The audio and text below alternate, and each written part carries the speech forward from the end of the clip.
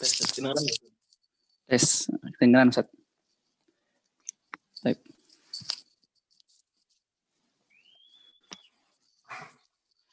Bismillahirrahmanirrahim. Assalamualaikum warahmatullahi wabarakatuh. Waalaikumsalam. Alhamdulillah wassalatu wassalamu ala Rasulillah wa ala alihi wa sahbihi wa mawalah. Amma ba'd. Iwafilah yang dirahmati Allah. Alhamdulillah pada kesempatan hari ini kita masih diberikan nikmat oleh Allah berupa nikmat kesehatan dan kesempatan sehingga dapat bermuajahah dan akan menyaksikan bersama di majelis ilmu ini sebuah karya ulama fenomenal Syekhul Islam Taqiyuddin As-Subki rahimahullah berkaitan dengan pembelaan beliau terhadap penista Kanjeng Nabi Shallallahu Alaihi Wasallam. Langsung saja untuk mengefektifkan waktu, kami persilahkan kepada pemateri kita, Ustadz Nur Fajri Ramadan, Ketua Majelis Tarjih Pimpinan Cabang Istimewa Muhammadiyah Arab Saudi, langsung dari Arab Saudi kami persilahkan. Oke. Terima kasih banyak Ustaz Zabi. Ustaz Zabi ini adalah Ketua Majelis Tabligh Pimpinan Cabang Istimewa Muhammadiyah Arab Saudi, dan terima kasih juga kepada panitia dari Pimpinan Cabang Istimewa Muhammadiyah Arab Saudi dan teman-teman sekalian berhadirin dan dirahmati Allah Subhanahu wa taala. Alhamdulillahirabbil alamin. Wassalatu wassalamu ala asyrafil anbiya wal mursalin nabiyina wa habibina wa qudwatina Muhammadin wa ala alihi wa ashabihi ajma'in. Teman-teman sekalian dirahmati Allah Subhanahu wa taala, sore ini di Riyadh dan mungkin malam ya di Indonesia kita akan mengkaji kitab As-Saiful Maslul ala man sabbar Rasul sallallahu alaihi wasallam karya Syekhul Imam Qadhil Qudaa Taqiyuddin As-Subki, semoga Allah merahmati beliau. Dan beliau, next slide, slide kedua, adalah ulama abad ke-7 dan 8 Hijriah, domisili di Kairo, Mesir. Di zamannya beliau adalah Hakim Agung, Qadhil Qudaa, dan di zamannya Qudaa, ini Qadhi ada 4 madhab ditunjuk oleh kekuasaan Mamluk saat itu. Kemudian beliaulah yang menjadi hakim dari para hakim tersebut. Dan beliau tentu bermadhab Syafi'i sebagaimana ma'ruf dan juga merupakan ulama Ahlussunnah wal Jamaah dari kalangan Asy'ariyah. Dan beliau merupakan satu dari 3 Taqiyuddin di zamannya yang begitu cemerlang, mencapai level derajat mujtahid yang bahkan mungkin berhak membuat madhab sendiri, yaitu Syekhul Islam Ibnu Taimiyah, Syekhul Imam Taqiyuddin As-Subki, dan Al-Hafidz Ibnu Daqiq al-Eid. Semoga Allah merahmati mereka semua. Beliau di antara tulisan beliau adalah Takminatul Majmu', penyempurnaan Al-Majmu' An-Nawawi, dan juga beliau punya 211 buku, banyak di antara. Next slide. Di halaman ketiga kita bisa berkenalan. Ini screenshot dari buku beliau langsung, nanti akan banyak screenshotnya agar memudahkan pembaca yang nanti bisa juga memperoleh slide ini untuk kemudian melihat, merujuk langsung ke bukunya. Mana beliau menulis buku ini karena ada seorang beragama Nasrani yang mencela, menghina Rasulullah SAW, tapi nggak bertobat dan nggak masuk Islam. Maka kemudian sebagai Qadhil Qudaa beliau menuliskan bahwasanya harus dibunuh dia. Sebagaimana dulu Nabi SAW membunuh Ka'ab bin Al-Ashraf. Orang Yahudi mencela Nabi SAW kemudian dihukum mati. Kemudian bersama beliau juga menulis banyak ulama mendukung, tapi ada yang juga yang mengkritisi. Di antara kritikannya adalah, kan Imam Ar-Rafi'i bilang, Imam Ar-Rafi'i satu dari 2 asy-syekh dalam mazhab Syafi'i.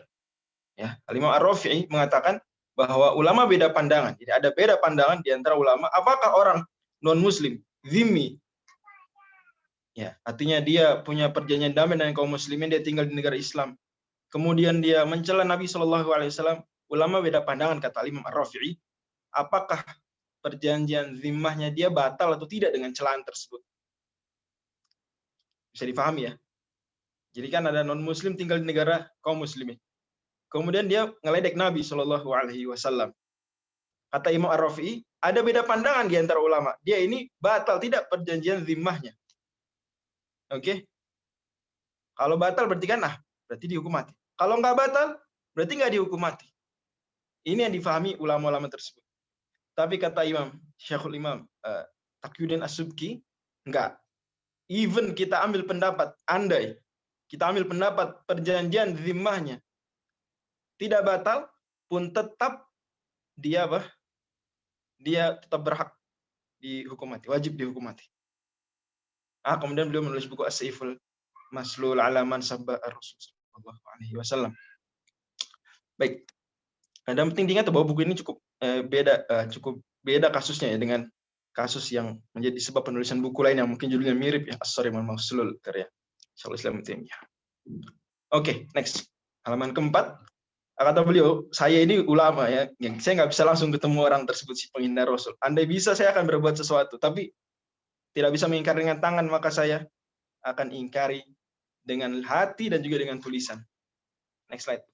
Kemudian di halaman kelima slide ini, di halaman 115 bukunya yang kalau cetakan Darul Fath, itu beliau bawakan sistematika penulisan buku ini. Yang pertama, bab pertama antara kita akan berkenal dengan hukum penghinaan Nabi Shallallahu Alaihi Wasallam kalau yang melakukannya berasal dari kaum muslimin. Yang kedua, bab kedua, hukum tersebut kalau pelakunya dari kalangan non muslim, baik zimmi maupun selain zimmi. Ingat non muslim ada 4, non muslim zimmi, non muslim yang tinggal di negara kaum muslimin mendapatkan perlindungan, non muslim muahad dia tinggal di negaranya sendiri, atau dia punya perjanjian damai dengan kaum muslimin. Kemudian ada non muslim yang ketiga, mustaman, dia non muslim aslinya harbi, cuma dia main-main berkunjung ke tempat kaum muslimin, wilayah kaum muslimin, dan dia dilindungi juga. 3 pertama dilindungi, haram darahnya ditumpahkan. Dan yang keempat, non muslim harbi, dia yang jahatin orang Islam. Ini tidak dilindungi darahnya. Itu bab kedua. Bab ketiga tentang apa sih yang disebut dengan penghinaan? Kapan satu perkataan, perbuatan, atau semisalnya dianggap penghinaan terhadap Kanjeng Nabi Shallallahu Alaihi Wasallam. Yang keempat, sebagai penutup agar kita mumis, kata beliau, adalah penjelasan sedikit ya dari kemuliaan Al-Mustafa Shallallahu Alaihi Wasallam. Next slide. Bab pertama, hukum terkait penghinaan Nabi Shallallahu Alaihi Wasallam jika dari kalangan muslimin. Ada 2 pasal di situ. Pasal pertama, next slide. Slide ke-8 saat tadi. Bab 1 pasal 1 tentang wajibnya menghukum mati orang yang menghina Nabi Muhammad sallallahu alaihi wasallam. Bi wujubi qatl. Next slide. Ulama berijma bahwa hukuman mati wajib ditegakkan atas penghina Rasul sallallahu alaihi wasallam jika dia dari kaum muslimin. Ingat nih. Kalau penghinanya dari kaum muslimin, ulama apa? Ijma wajib hukum mati. Ijma ulama, semua mazhab, semua ulama. Oke. Next slide. Dinukil ijma'in oleh ulama-ulama top ya. Munzir, Al-Qadiyat, Suhnun, Khattabi, Ishaq bin Rahuyah, bahkan zaman Ishaq bin Rahuyah rahimahullah. Kata beliau nih, saya bacakan mungkin. Ajma'al muslimun anna man sabballaha aw sabba rasulahu aw dafa'a syai'an mimma anzalallahu aw qatala nabiyyan min anbiya'illahi 'azza wa jalla annahu kafin bidzalika wa in kana muqirran ma anzalallah wa in kana muqirran bi kulli ma anzalallah. Imam Ishaq bin Rahuyah, semoga Allah merahmati beliau, ulama kaum muslimin, belum nggak pakai ulama ya, kaum muslimin ijma, ya, ini penegasan ya, sampai kaum muslimin nggak cuma ulama, ijma bahwa yang mencela Allah, mencela nabinya, atau menolak sesuatu dari Allah turunkan, atau membunuh nabi, dia auto kafir dengan itu, meskipun dia mengakui selain itu dari ajaran Islam. Jadi dia muslim, ngakuin semuanya, tapi dia cela nabi, auto kafir, kata Ishaq bin Rahuyah. Ini ijma kaum muslimin. Dan kalau ada ulama orang zaman sekarang, siapapun dia, kemudian coba-coba membawakan pendapat baru, gimana Ustaz Zahabi? Diterima nggak? Berubah nggak ijma'nya jadi khilaf? Gimana? Itu kan zaman Ishaq bin Rahuyah. Sekarang ada ulama, ada tokoh, ada XYZ, pendapatnya beda, nggak kafir. Gimana Ustaz Zahabi? Ijma'nya batal nggak? Tetap ijma'nya nggak bisa dibatalkan. Tetap ijma. Sekali ijma tetap ijma sama kiamat. Dan ijma kebenarannya meragukan apa gimana Ustaz Zahabi? Ijma nih kebenarannya mungkin salah kali. Mungkin enggak, mungkin marji kali. Enggak, kebenaran ijma absolut. Kebenaran ijma absolut. Kata Imam At-Tufi dalam Syarah Arba'in, lebih absolut kebenaran daripada Quran dan Sunnah. Karena Quran dan Sunnah bisa dibuat tafsir. Ijma clear. Oke ya. Dan Nabi SAW bersabda, hadis riwayat Abu Dawud dan Tirmidzi, inna ummati la tastami'u ala dhalalah, umatku enggak mungkin ijma terus salah. Next slide. Di antara dalilnya juga dari perkataan Abu Bakar radhiyallahu anhu, beliau mengatakan, bisa dilihat sini terjemahnya. Next slide. Abu Bakar mengatakan ini perkataan dahsyat luar biasa. Faman ta'atu dzalika min muslimin fa huwa murtadun. Kalau yang menghina Nabi itu muslim, auto murtad. au mu'ahadin fahuwa muharibun ghadir. Kalau dia mu'ahad, ya, baik dia zimmi, mu'ahad. Ya, ingat ya, kata-kata mu'ahad dalam literatur klasik sering maksudnya juga zimmi atau musta'man. Maka dia berubah jadi auto apa? Auto jadi harbi. Jadi dari 3 kelompok non muslim tadi, kalau coba hina Nabi, auto jadi yang kelompok keempat, harbi. Kata siapa nih? Kata Khalifah Abu Bakar As-Siddiq radhiyallahu anhu. Next slide. Kata Taqiyuddin Subki, kalau ada ulama ya yang bilang itu harus menganggap halal dulu, itu salah. Itu nggak benar yang kayak gitu. Wa ma hukiya an ba'dul fuqaha min annahu idza lam yastahil la yakfur zallatun 'azimatun wa khata'un sharih. Next slide. Kemudian beliau sebutkan dalil dari Quran, bisa dilihat slide 15, slide 16, dalil dari sunnah.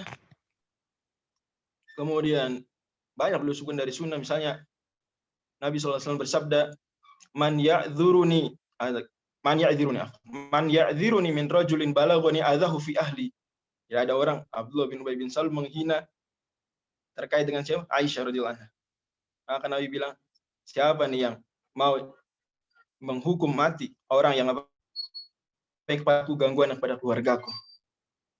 Maka kemudian ada dari kalangan Ansor yang bilang saya akan melakukannya, bla bla dan seterusnya. Dan hadisnya banyak disebutkan oleh beliau. Intinya Nabi SAW memang menyebutkan hal itu. Dan teradakan ada hadis-hadis lain terkait dengan ini. Next slide, dari ijma sudah disebutkan dari kias. Kata beliau, murtad itu jelas ijma ulama. Dan juga secara nas Quran dan sunnah, orang yang murtad gimana hukuman Ustaz Dhabi? Hukuman mati. Hukuman mati. Dan orang yang mencela Nabi tadi apa? Auto murtad. Maka berarti masuk dalam keumuman dalil tersebut dikiaskan ke situ. Bahkan lebih utama daripada murtad aja, lebih buruk daripada murtad aja. Next slide. Kemudian mungkin ada yang bertanya, kata beliau di slide 18, apakah ini pidana had sebagai hukuman kemurtadan atau pidana khusus pencela Nabi?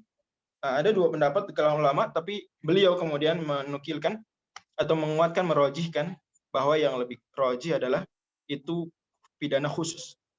Pidana khusus. Dan kata beliau perbedaan ini nyaris tidak substansial ya. Nyaris jadi perbedaan lafzi. Next slide. Pasal 2, gimana cara tobatnya kalau gitu? Oke, gimana cara tobat? Kemudian dia diminta tobat dulu nggak? Jawabannya tobatnya diterima, tapi harus masuk Islam lagi karena dia muslim. Ngina Nabi murtad, maka masuk Islam lagi. Setelah masuk Islam lagi, ya itu berarti diterima dia tobat diterima. Tapi ulama beda pandangan memang. Apakah diterima tobat atau enggak? Beliau merojihkan tobatnya diterima. Tobatnya diterima dan disunnahkan, tidak wajib. Setelah ingat disunnahkan, dia disuruh tobat dulu. Ayo tobat. Selama 3 hari. Ayo tobat dong. Tobat, dikasih penjelasan. Jadi nggak langsung dihukum mati, tapi disunnahkan ya, tidak wajib. Kalau mau dihukum mati langsung tanpa diminta tobat pun nggak apa-apa. Tidak wajib. Demikian pendapat banyak ulama dan itu rojih menurut Taqiyuddin As-Subki al-Imam. Kesimpulan dari bab 1 adalah slide 31. Ulama bersepakat bahwa penghina Rasul SAW jika ia dari muslim wajib dihukum mati. Kemudian hukuman mati ini adalah had, khusus karena menghina Rasul SAW. Karena ini had berarti melalui mekanisme peradilan. Taubatnya hanya dengan cara masuk Islam lagi. Ya nggak bisa, maaf saya tobat. Ya nggak, harus masuk Islam lagi dulu baru. Itu tanda tobatnya. Kemudian yang rojih adalah tobatnya diterima. Ya, jadi ada sebagian ulama bilang enggak, mau tobat ya itu antara dia dengan Allah, tapi tetap dihukum mati. Yang rojih menurut beliau apa? Kalau dia tobat masuk Islam lagi, enggak dihukum mati. Dan disunahkan, tidak wajib, menyuruhnya tobat selama berapa hari? 3 hari berdasarkan kesepakatan sahabat bahwa orang murtad biasa yaitu diminta tobat 3 hari secara hukum sunnah, tidak wajib. Oke. Bab 2, gimana kalau yang menghina Nabi SAW ini berasal dari kalangan non-muslim?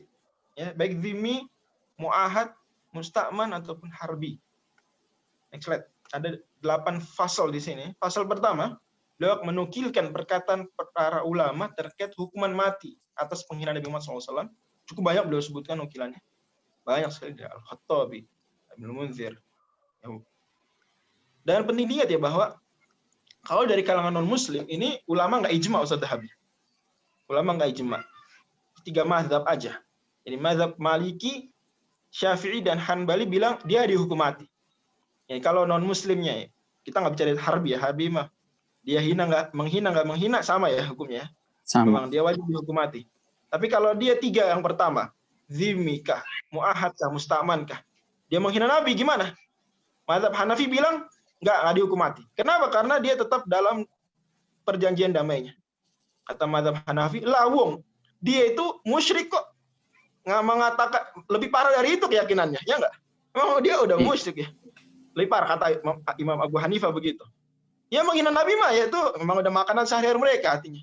Keyakinan mereka aja buruk, ntar kita bantah pernyataan ini. Ya, ntar dibawakan beliau bantahan. 3 mazhab lain bilang, oh enggak. Ya, dia non-muslim. Dia nggak beriman, ya nggak beriman, nggak apa-apa. Tapi menghina nih beda. Kan bisa. Non-muslim tapi nggak menghina kan bisa. Musyrik tapi nggak menghina kan bisa. Ya, nggak beriman tapi nggak menghina kan bisa.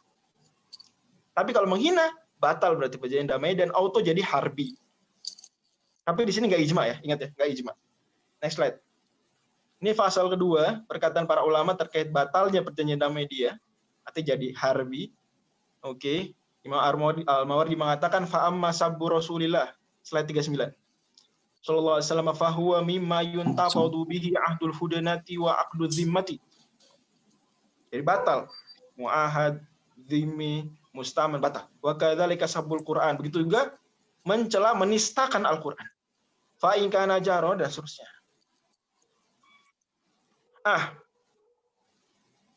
Ada syubhat dari Hanafiyah. Lah kan Yahudi zaman Nabi bilang gini, assalamu alayka, gitu ya. Bilang ke Nabi Allah, assalamu alayka, kecelakaan atasmu. Ya mirip-mirip kedengaran assalamualaikum, padahal assalamu alayka, celaan. Itu kan mencela, tapi nggak dihukum mati sama Nabi. Di slide 40 ada jawabannya. Itu mereka zam, ya. Nyindir bukan apa? Bukan mencela. Bukan menghina terang-terang eksplisit. 2. Saat itu Nabi SAW siasatnya masih belum ke situ. Karena kaum muslim masih lemah, baru-baru. Masih newbie di Madinah. Syariatnya belum utuh, belum siap. Oke. Kemudian kalau dibilang, tapi kan sementara itu Nasrani bilang, Salith Salat, Allah itu satu dari yang 3. Itu juga hinaan. Oh enggak. Itu mereka memang meyakini itu sebagai pengagungan, bukan sebagai penghinaan. Jadi Nasrani ya, ketika bilang Allah itu satu dari yang 3, itu sedang menghina Allah, apa sedang memuliakan Allah menurut mereka? Sedang memuliakan Allah menurut mereka. Gitu ya. Ya, jadi beda dengan menghina. Mantap nih. Yang kedua, mereka zimmi, mu'ahad, mustaman, itu udah kita biarin mereka tetap non-muslim. Mereka kita akui, kita biarkan mengatakan Allah satu dari yang 3. Ya memang gitu. Nah, kalau nggak gitu berarti nggak ada perjanjian damai namanya. Kita biarin mereka tetap non-muslim, tetap tidak beriman, nggak apa-apa. Tetap meyakini Trinitas, nggak apa-apa. Tapi kita nggak biarkan mereka menghina Rasulullah SAW. Sebagaimana mereka sebenarnya pengen memurtadkan. Tapi kita tidak biarkan memurtad. Nggak beriman, nggak apa-apa, nggak beriman. Memurtadkan, menyebarkan agama nggak boleh. Nggak beriman, nggak apa-apa, nggak beriman. Bilang Allah satu dari yang 3, ya itu urusan kamu dengan Allah. Tapi menghina Nabi, menghina Allah, lain cerita. Jelas ya? Jelas Ustaz dan teman-teman? Jelas ya? Oke, next slide. Kemudian juga dari ayat Quran banyak. Wa innakathu aymanahum min ba'di ahdihim wa ta'anu fi dinikum faqatilu a'immatal kufri innahum la aymana lahum. Ini ayat tegas banget.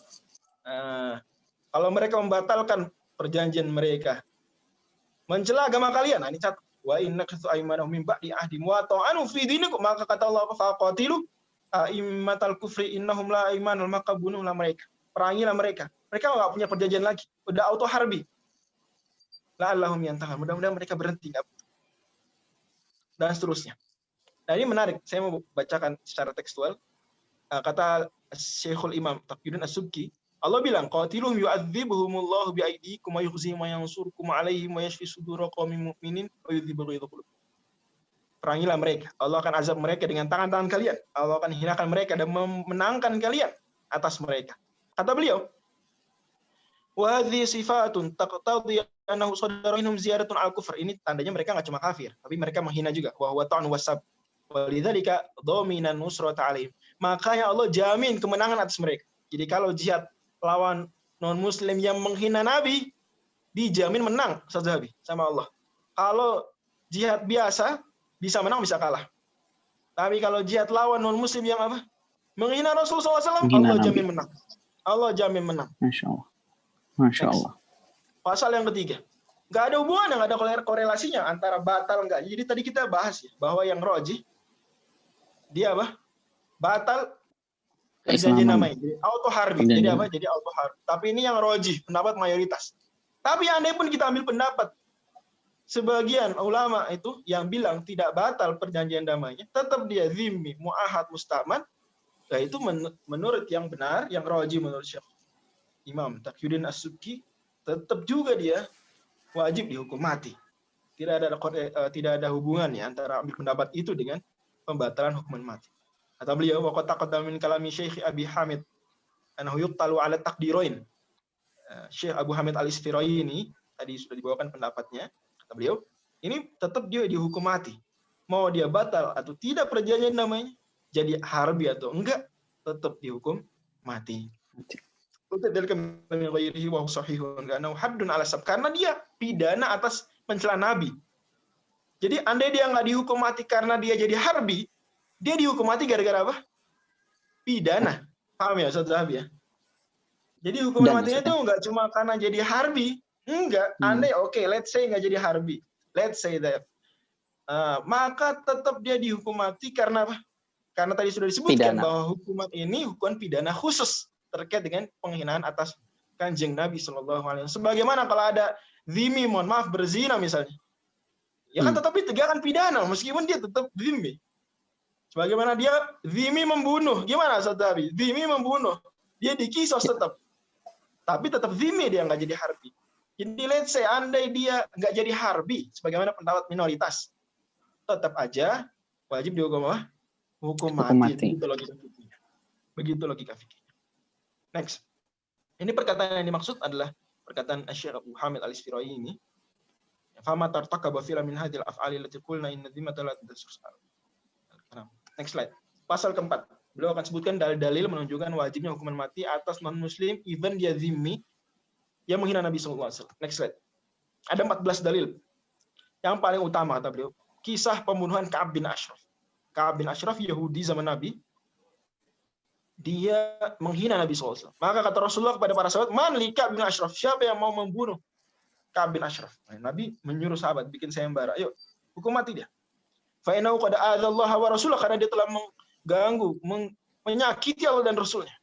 Maka Muhammad bin Aslam bilang, saya Rasulullah, engkau ingin saya bunuh dia? Atuhibuan aktulah. Kata Nabi bilang apa? Perhatikan di sini. Jadi kurang tepat ya kalau dibilang Nabi selalu memaafkan pencela Nabi. Enggak, itu kurang tepat. Betul, kadang maafkan. Betul. Tapi Syekhul Imam akan bawakan ya banyak kasus, ya hampir 10 kasus Nabi nggak maafkan. Di antaranya ini. Naam, iya saya suka kamu kalau kamu bunuhnya. Demikian. Oke, next slide. Dalil yang kelima, saya bawa dalilnya contoh-contoh aja ya. Dalil kelima, ada 14 sebenarnya. Adalah hadis riwayat Imam Abu Dawud nih. Bahwa ada seorang wanita Yahudi mencela Nabi, terus mencela. Kemudian dinasihati oleh temannya, jangan cela lagi. Maka kemudian apa? Dicekek sampai mati. Lah kemudian dilaporkan ke Rasulullah SAW. Maka Nabi bilang apa? Batal Rasulullah damah. Nabi membatalkan darahnya. Ya udah, nggak ada hukuman kisos. Artinya apa? Pembunuhannya legal. Artinya apa? Pembunuhannya emang dia wajib dihukum mati. Dalil ke-10 ini dijadikan dalil oleh Imam Ahmad dan ulama-ulama lain. Dalil ke-10. Ada yang mencela Nabi SAW dari kalangan musyrikin, ngeledek Nabi, menghina Nabi. Maka Rasulullah SAW bersabda, "Man yakfini aduwi?" Siapa yang akan membunuh musuhku ini? Nah, menghukum musuhku ini. Kata Zubair bin Awam, saya. Maka Rasulullah SAW kemudian mempersilahkan. Kemudian terjadilah dibunuh oleh Zubair bin Awam, dan kemudian Rasulullah SAW mempersilahkan untuk mengambil salabnya, artinya baju-bajunya, persenjataannya diambil.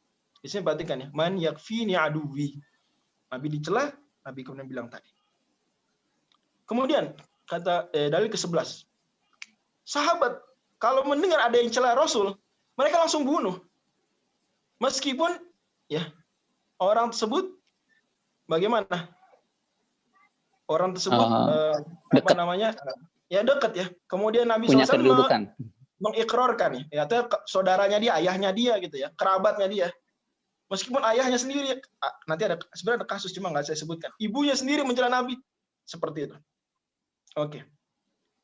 Dan Nabi SAW tidak mengingkari, bahkan meridhoinya. Bahkan warubbama samma man fa'ala dzalika nasirullahi wa rasulih. Nabi menyebut yang melakukan itu sebagai apa? Pembela Allah dan Rasulnya. Di antaranya, kisah datang seorang kepada Nabi SAW mengatakan, inilah kitu abi fil musyrikin fasami'tu minhu maqalatan qabihatan lak. Saya melihat ayah saya nih mencela panjenengan wahai Nabi. Fama sobar Tuhan. Maka saya nggak sabar untuk apa? Membunuh ayahku tersebut. Maka kemudian Nabi SAW sebentar. Oke, mengatakan a'ajibtu min rajulin nasarallaha wa rasulah. Kalian kagumkah dengan orang yang menolong Allah dan Rasulnya? Seperti itu. Kemudian juga ada kisah menarik dari jin. Jadi jin ada juga ya mencela Nabi SAW. Kemudian dibunuh oleh jin-jin Muslim lain. Dibunuh oleh jin-jin Muslim lainnya. Maka kemudian kata Nabi SAW di slide nomor 53. Ya, sebentar. Oke, di slide nomor 54. Hadza ifritun minal jinni ismuhu Samhaj. Ini yang ngebunuh nih. Jin namanya Samhaj. Dia amanabi wa samaitu Abdullah. Saya kasih nama dia Abdullah, ganti nama. Akhbarani annahu fi talabi membas. Oke, kama kata Ali bin Abi Thalib, jazahullahu khairan ya Rasulullah. Jadi kata Ali bin Abi Thalib di hadapan Rasulullah, jazahullahu khairan ya Rasulullah. Semoga Allah balas dia dengan baik. Oke. Next. Ini penting. Kita akan penutup dengan ini. Wa qad turidu bi umur. Ada bantahan dari Hanafiyah terkait dengan poin tadi. Kalau non muslim zimmi yang menghina Nabi SAW gimana hukum? Bukannya Allah udah bilang surat Al Imran 186, la tasma'unna minal ladzina utul kitaba min qablikum minal ladzina asyraku adzan katsira. Kalian akan dengar dari ahli kitab dan dari musyrikin banyak celaan. Wa in tasbiru tattaqu fa inna dzalika min azmil umur. Kalau kalian sabar, kalau kalian bertakwa, maka itu top, perkara luar biasa. Kan Allah udah bilang kayak gini, kata Hanafiyah. Maka jawabnya adalah, itu ayat belum tentu untuk zimmi. Itu ayat apa? Belum tentu untuk zimmi. Andai untuk zimmi. Ayatnya terkait zimmi. Dan andai, sabar itu artinya nggak membunuh. Kan Allah nggak bilang, jangan bunuh. Allah cuma bilang sabar. Sabar itu belum tentu jangan bunuh kan. Gitu ya. Maka dia bi'anahu mansukhun bi'ayati. Dia ayat sudah mansuh. Kenapa? Karena ayat tersebut sebelum perang Badar. Belum perang Badar. Dan memang Nabi sebelum perang Badar, al-imsaku an jamil kufar. Nggak melakukan apa-apa kepada non-muslim apapun. Tapi setelah Badar, enggak beda. Enggak gitu lagi, sudah beda. Jelas nih jawaban terhadap ayat ini? Betul. Jelas. Ya. Tapi kan sabar belum tentu artinya membunuh. Belum tentu artinya tidak menghukum mati. Oke? Dan andai pun itu, ayatnya mansuh. Next slide. Al-i'tiradus tsani. Ini bantahan kedua dari Hanafiyah. Slide 57. Yahudi kan tadi bilang assalamualaikum, tapi Nabi nggak bunuh. Sudah dijawab tadi ya bahwa itu sebelum itu awal-awal Islam. Oke. Kemudian juga Nabi khawatir dampak lebih buruk. Gitu ya. Jadi memang demikian, kalau memang dia andai wajib dihukum mati, tapi dampaknya lebih buruk kalau dihukum mati, ya enggak. Bagaimanapun Islam memperhatikan maslahat juga. Tapi hukumannya itu hukuman mati. Demikian. Kemudian juga sebagian besar sahabat nggak dengar itu sebagai pencelaan. Nggak dengar. Jadi samar-samar, tidak eksplisit memang. Next slide. Bantahan ketiga dari Hanafiyah. Ada muqat liman ta'arud li syai'in min dzalika min al-arabi yaum Hunain wa ghairu. Tapi pas perang Hunain Nabi dicela oleh orang-orang Arab Badui. Nabi biarin aja. Nanti nggak dihukum mati. Nah, gimana nih? Amma fil kafir fali'anal haqqo lin nabi. Kalau kasus Nabi, kasus yang kafir yang mencela, itu kan hak Nabi.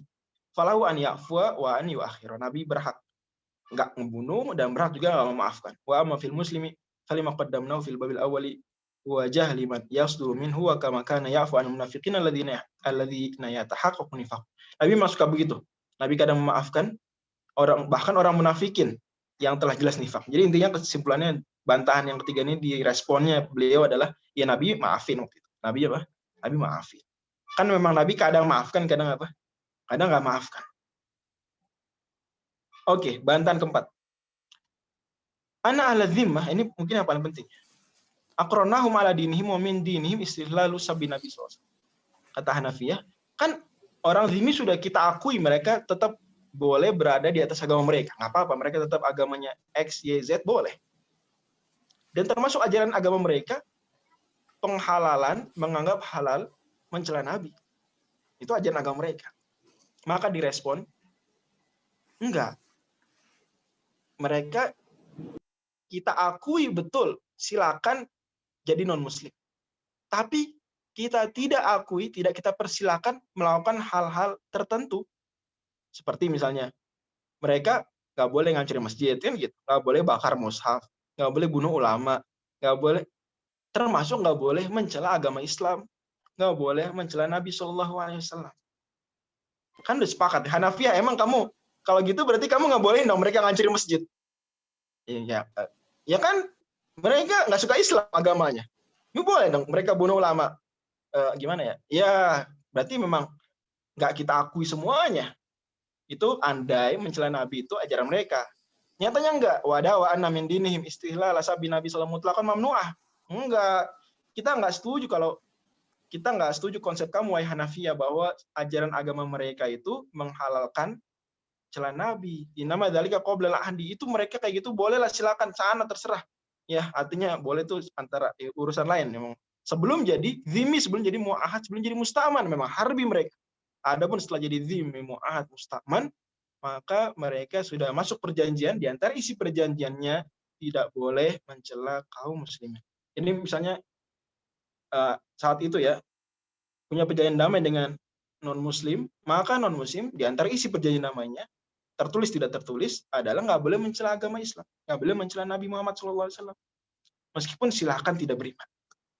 Oke. Kemudian beliau tambahkan, slide 60. Orang yang mencela Nabi SAW itu, dia mencela agama. Dan mudorot orang mencela Nabi itu merembet ke yang lain. Beda dengan sekedar non-muslim. Sekedar mengingkari Nabi itu beda.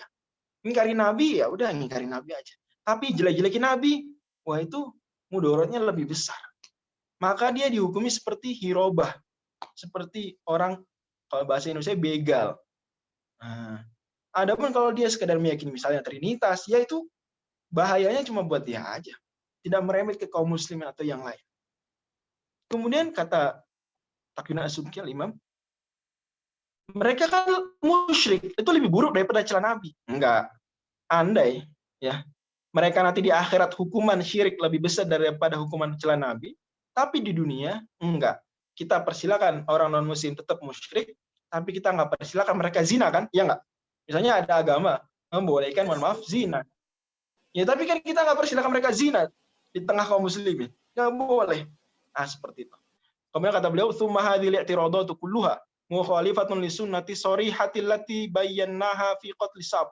Semua yang disebutkan Hanafiyah ini, ulama-ulama tersebut, itu menyelisih sunnah yang sharih, sunnah yang tegas.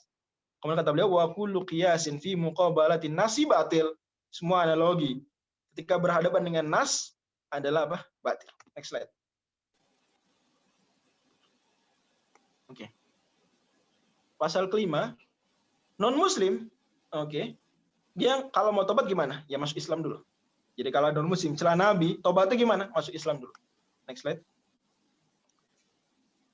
Kalau udah masuk Islam masih dihukum mati nggak? Ini bedanya. Di antara bedanya Syekhul Islam Ibnu Taimiyah dengan Imam Taqiyuddin As-Subki adalah, kalau Taqiyuddin As-Subki bilang kalau dia udah masuk Islam, non-muslim, celah Nabi, terus masuk Islam, tobat, maka nggak lagi dihukum mati, Ustaz Zahabi.